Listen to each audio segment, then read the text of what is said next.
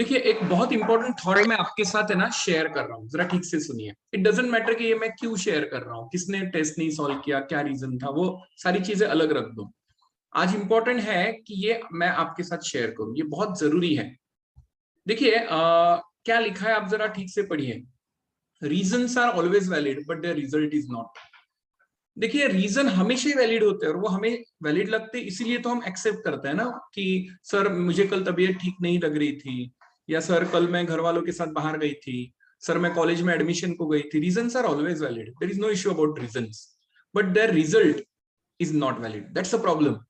तो क्या हो जाता है, देखिए कि अभी आपने किसी ने मुझे रीजन दिया कि सर मैं लास्ट 2-3 सेशन अटेंड नहीं कर पाया, इसलिए मैंने टेस्ट पेपर ही नहीं दिया। अब इसके बारे में मैं अलग अलग एंगल से बात करता हूँ। फर्स्ट थिंग, 2-3 दिन का सेशन गया मतलब सिर्फ लास्ट वाले पेपर को प्रॉब्लम हो सकता था। आपके दिल को आपको समझाना पड़ेगा कि ऐसा नहीं चलना।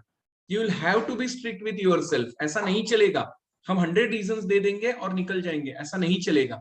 आपका जो दिल है ना वो आपको हमेशा फंसाएगा। मैं आपको हमेशा बोलता हूँ, मेरा भी दिल ऐसा ही है, आपका भी दिल ऐसा ही है। वो है ना हमें हमेशा फंसाने की कोशिश करता है। त्याला ना मराठीत मृगजळ म्हणतात, मतलब झूठी चीजें वो आपको दिखाता है। वो आपको बताता है कि बघ आता तुला तब्येत बघ ना, तुझी बिल्कुलच बरी नहीं है।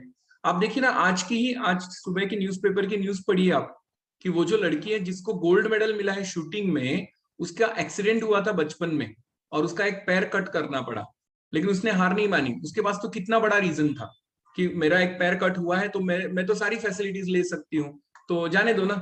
लेकिन उसने आज खुद के दम पे हमारे देश के लिए गोल्ड मेडल लाया है कि नहीं? तो ये सारी चीजें बहुत इंपॉर्टेंट है, you should consider these points.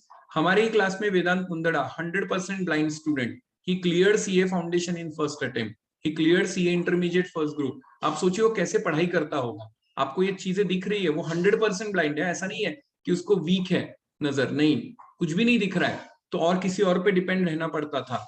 सीखने के टाइम पे हम पे इतना डिपेंडेंट था। 11th-12th में मोनाली मैम ने हाथ पकड़ के जर्नल लेजर उनको सिखाया, यहाँ से शुरुआत हुई थी।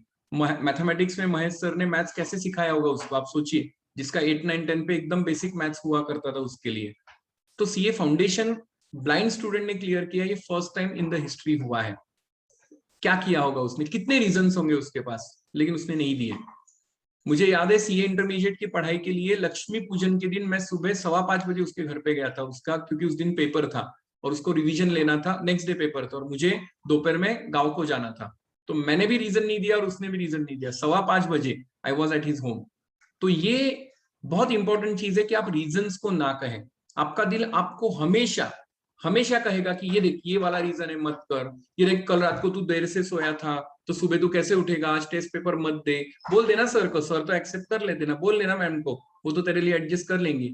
हम सब कुछ एडजस्ट करेंगे। But what about you, why you are accepting, आप क्यों एडजस्ट कर रहे हो? तो ये बहुत इंपॉर्टेंट चीज है। रीजंस आप हमेशा दोगे तो वैलिड ही होंगे, लेकिन रिजल्ट कभी भी वैलिड नहीं होगा। मैं परसों की बात बताता हूँ। परसों एग्जैक्टली संडे, कि हम सैटरडे संडे सीए में सीएस इंस्टीट्यूट के स्टूडेंट्स और मेंबर्स की एक क्रिकेट लीग थी जिसमें अपनी पीपीए की टीम होती है।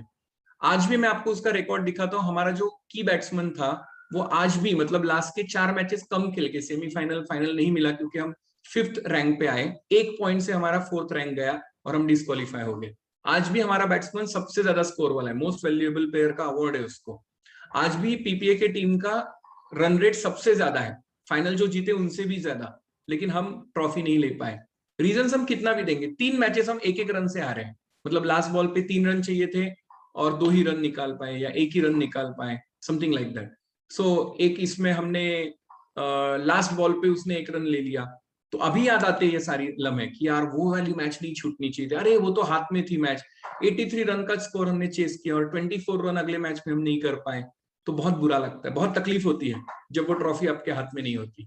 तो वैसा ही होता है।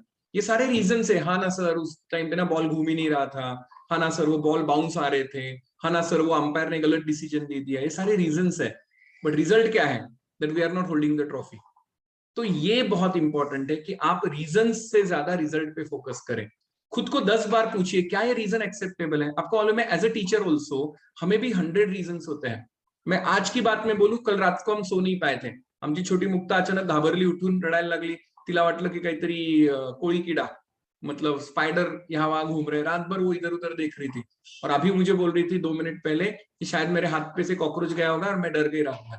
लेकिन रात भर वो 3 घंटे ऑलमोस्ट उसने किसी को सोने नहीं दिया, सारखी उठून बसायची, कहीं पे कुछ स्पाइडर, कुछ कार्टून्स में वगैरह देख लेते हैं, डर जाते हैं।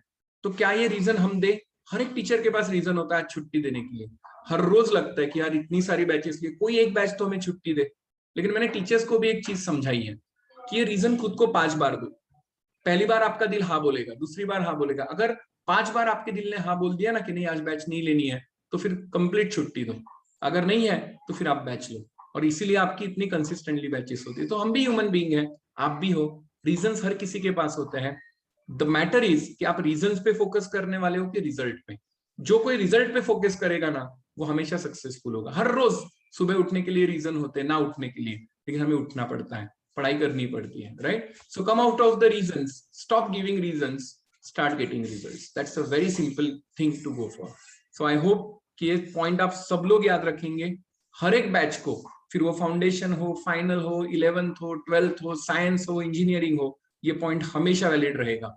जब तक आप रीजंस देते रहोगे, रिजल्ट्स आपसे दूर भागता रहेगा। खुद के दिल पे कंट्रोल करना स्टार्ट कीजिए। जिसने दिल को जीता उसने दुनिया जीती, सिंपल सी बात है।